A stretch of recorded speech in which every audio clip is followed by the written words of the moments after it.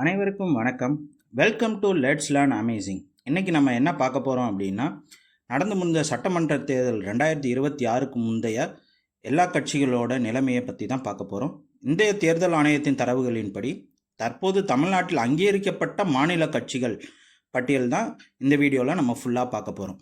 முதலாவதாக பார்த்தீங்க அப்படின்னா திராவிட முன்னேற்றக் கழகம் டிஎம்கே கட்சி இருக்குது. ரெண்டாவதாக அனைத்திந்திய அண்ணா திராவிட முன்னேற்றக் கழகம் ஏடிஎம்கேவும், மூன்றாவதாக விடுதலை சிறுத்தைகள் கட்சி விசிகேவும் இருக்குது. நாலாவதாக பார்த்தீங்க அப்படின்னா நாம் தமிழர் கட்சி, அது கடந்த 2021 தேர்தலுக்கு பிறகு தான், கடந்த வருஷம் 2025ஆம் ஆண்டு தான் மாநில கட்சியாக அங்கீகரிக்கப்பட்டிருக்கு. அதன் பிறகு 2016ஆம் ஆண்டு செய்யப்பட்ட ஒரு திருத்தத்தை தொடர்ந்து இந்திய தேர்தல் ஆணையம் என்ன சொல்கிறாங்கன்னா, ஒரு தேர்தல் இல்லை, இப்போ 2 தேர்தலுக்கு அப்புறம் தான் கட்சி தகுதியை மறு ஆய்வு செய்கிறதா முடிவு பண்ணியிருக்காங்க.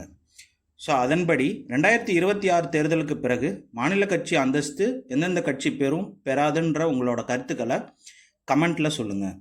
நன்றி, வணக்கம்.